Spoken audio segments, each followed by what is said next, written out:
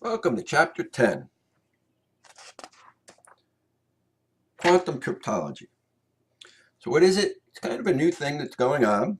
And basically, it introduces the use of quantum mechanics into the cryptology field. So it's a very exciting thing that we're going to be looking at this week. So this is what we're going to be covering. What is it? What is the impact it's going to have? New techniques, how the process works, and how it differs from other forms. So, quantum technology, quantum cryptology. Quantum mechanics is a field of physics that deals with the study of matter and atoms. So we're looking at putting in at the molecular level of the molecular level of cryptology. We're going to be using this to help us so we can understand and encrypt our codes even better, even more. Oops, sorry.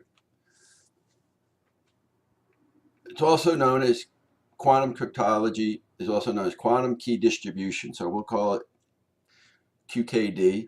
And it's two parts. Random bit strings used to encrypt and decrypt messages. That's kind of how it's going to work. And there's a short video we'll watch in a second. So we're just going to cover some of the basic stuff that we've already learned, that we've covered. We all know about this. We've mentioned it before. So we have the plain text. Let's take a look at traditional that we've been learning all semester. Plain text to ciphertext, right? That's the basics of cryptology. It uses algorithms. The algorithms help us, is the part that does the encoding. And some of the ciphers we've talked about, the Caesar cipher, which is just a shifting three places, to put the code in so everyone would know what it was, the generals would know. Veneer cipher, that is using the alphabet going across the left side and across the top. So you'd line it up each time you'd use a different alphabet. Then you'd have a key code in there. So we talked about that. That made it much harder to break because we were using multiple alphabets to determine our information. And we're talking about the Enigma machine. The Germans felt it was so well constructed that no one would ever be able to figure out to break the code. And obviously, as you know, we did. The Allies did break the code. What's the goal of cryptology in general? Keep everything private. And we talked about the importance of symmetric and asymmetric and the public key and how that has changed the industry using a public key. So how does quantum works? It's kind of quantum encryption is a encryption in which the secret password is shared between two distant parties. The key distribution as bits of quantum data, so that if an eavesdropper tries to see it, the bits will all be disrupted. If the key is not disrupted, it can then be used to encode. Disturbed, it can be used and sent to quantum. How does the process work? QKD is a kind of a quantum encryption in which the secret password is shared between two distant parties. That means that we're spread. The person has to have. They have to know what the key is. That's all it is. What are they using? What code are they using? And it'll make more sense in a second. The key is distributed as bits of quantum data, so that if a eavesdropper tries to intercept the message, the bits will be disturbed. If the key is not disturbed, it can be used to encode the message.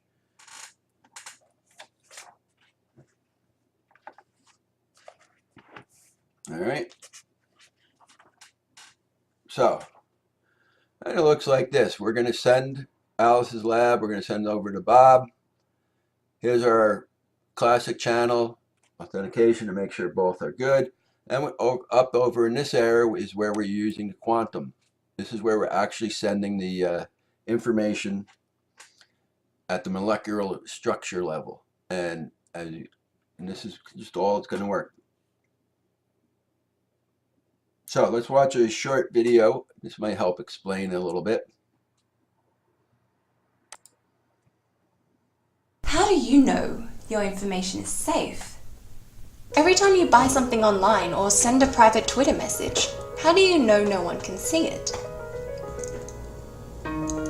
You don't. Not for sure anyway, but you trust in the encryptions protecting it. But just how trustworthy are these encryptions? We'll talk about why all your secrets may have an expiry date in just a bit. But first, let's talk about how it works. A very common type of encryption is based on secret key cryptography. This is where a message is scrambled using a key known only to the sender and receiver. Anyone can see the message, but they can't read it without the key. This is what Queen Mary of Scots used to try and assassinate Queen Elizabeth. It's also what some websites use to hide movie spoilers. Say you find this message, it looks like garbage, but someone tells you the key is that every letter is shifted forward 1 in the alphabet. So to decrypt this message, you just shift every letter back 1. The keys used to guard your bank details are obviously a lot harder to break, but they may not be for much longer. What makes these codes practically unbreakable is the tremendous amount of time and computing power they take to break. If all the world's personal computers were working non-stop to try and break the code that keeps your email safe, it would take them around 12 million times the age of the universe. But the modern computer may soon be replaced by the quantum computer, and what takes a modern computer billions of years could be done by a quantum computer in days or even hours. No secret would be safe. But researchers are ready for this. They've come up with a new type of cryptography. One that's not just hard to break, but impossible to break. It's called quantum cryptography. And what makes it so powerful is that instead of math, it relies on the laws of physics. One law in particular, the Heisenberg uncertainty principle. It says that you can't know absolutely everything about the state of a quantum particle. It's not because you're not smart enough or your equipment isn't good enough. It's just because nature keeps some things hidden. Take this scenario. You want to send Bob a private message. You encrypt the message using a key made up of ones and zeros. You send the key to Bob by a secure line, this could be email or wire, and then mail the message to Bob. Remember, it doesn't matter if anyone else reads the message, they won't be able to understand it. What's important is that no one sees the key. But an eavesdropper, Eve, has tapped into the secure line. Once she has the key, she can read the message and your secret will be publicly known. This would never happen if you'd used quantum cryptography. With quantum cryptography, the key is a stream of photons or light particles. Photons have a property called spin, which can be changed when it passes through a filter. You have 4 filters, vertical, horizontal, and 2 diagonal. We'll lump these into 2 groups, the diagonal scheme and the rectilinear scheme. To translate photon spin into a key, a photon with vertical or this diagonal spin means 1, and horizontal or this diagonal spin means 0. If you wanted to send 1100, you could send this sequence or this one. You start sending Bob photons, switching between filters at random. Now here's where the Heisenberg uncertainty principle becomes important. The only way Eve can measure a photon spin is by passing it through a filter. If Eve measures this photon with a rectilinear filter, she'll guess correctly that it has vertical spin and note down a 1. But if she uses the diagonal filter, the photon spin will be altered as it passes through. She now incorrectly reads a 0. The same will happen if she measures a diagonal photon with the rectilinear filter. Unless Eve knows beforehand which filter to use, she runs a pretty big risk of changing the spin. And because you're switching between filters at random, she'll get it wrong about half the time. The laws of quantum physics prevent her from knowing the key. Now you may have spotted a pretty big problem. Bob is in the same boat as Eve. He doesn't know which filter to use either. This problem actually took a long time to solve. After all, what's the point of a message so secure even the receiver can't read it? But there is a way around it. After you've sent the key, you call Bob and tell him which scheme you used for what photon. You don't tell him the spin of the photon or whether it was a 1 or a 0, just whether it was rectilinear or diagonal. If you used the right filter, you both keep the digit. If you chose the wrong filter, you get rid of it. Probability tells us that he got about half wrong, so you keep the half he got right, and that's your key. If Eve is listening in on your conversation, it won't help her. Say for the first photon you both used a rectilinear filter, so you keep the digit. Eve used the wrong filter and she can't tell if it's a 1 or 0 from just which scheme you used. For the second photon you used a diagonal filter, so did Eve, but Bob used the rectilinear filter, so you get rid of this answer. So now you and Bob have a totally secure key, and Eve has a bunch of useless 1s and 0s.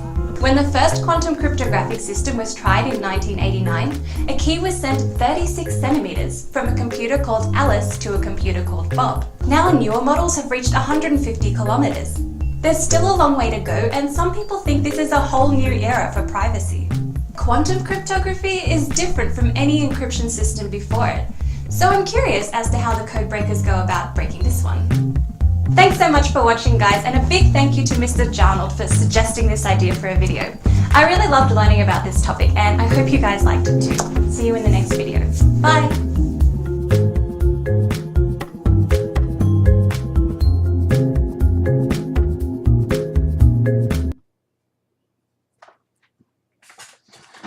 All right, so that was just an overview of how quantum cryptology works. As you can see, it has, it's using it at the molecular level, using lights, sending the photons over, and without knowing the key, that is the important part of every cryptology, as we've learned. So it's important that we understand how that actually worked. I'm hoping that showed, a little bit of what's going on.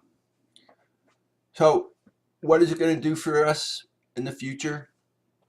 Obviously, it's changing the way everything is done, how crypto systems are working, how secure can they now be if it becomes unbreakable. As we discussed at the beginning of the class, pretty much up to this point, everything has been breakable, just a matter of time, especially with computer systems today.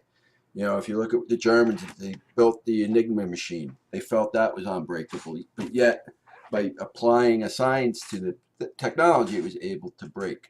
We're using random acts of light, photons being sent across the lights, and so it takes out that the human side of trying to decipher it, because it's nature. So quantum is definitely changing the way how it's going to do.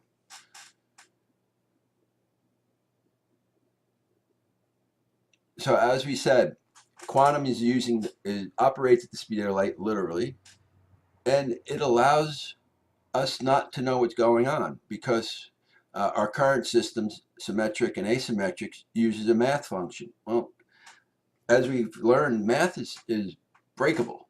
We can apply formulas to it or look for patterns, and it allows us to put information in. With quantum, it is using nature, which is random, that we don't know, so it takes away any patterns that we might put in. So it allows us to discover what's going on and keep it more secure. As we said, we listed weaknesses. Yes, supposedly it's unbreakable. That's of right now. Obviously, when we come up with cryptology, everyone builds it thinking it's unbreakable. So just a matter of time before something can come up, but it's going to be pretty hard to break. How do we get the password over? As we said, that becomes something that is very important. Keeping the password top secret is what we need to do. Correctness of it and completeness. This is something they're still working on. Reliability of devices. One of the theories was you had to try to keep it simple. Well, quantum is not simple. It is very complicated. You need special equipment that we're going to have to build and have. So it's not a matter of just shifting letters in the alphabet, but we're going to have equipment. And let's face it, building something that detects photons is not going to be cheap. So the price of it is going to be extremely high. So what was quantum cryptology? It's using nature. It's allowing us to send photons across. Again, right now it's at short distances. Cost is high. But it is a game changer in the fact that it becomes something that, because it's built in nature, we're not putting in there's no math functions. So it's really going to change the way cryptology works in the future as more and more companies find the need for this. And governments, as governments want secrets, they'll probably be the ones funding a lot of this and figuring out how to use this. And how is it going to change the field? Well, we talked about that. It is going to change it dramatically. Is to have something that can be, we don't have a math function and it's completely unbreakable. And as we said, in the past, using math versus nature, previous techniques have allowed us to create our own ciphers or algorithms. And with this process, we don't have that anymore. We don't have algorithms. This is all done through nature and through science, but it comes at a cost. So it is going to be some stuff that we're going to have to be looking at in the future.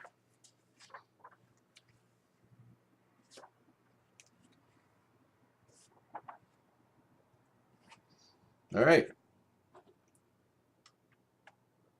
And that is what chapter 10, quantum cryptology.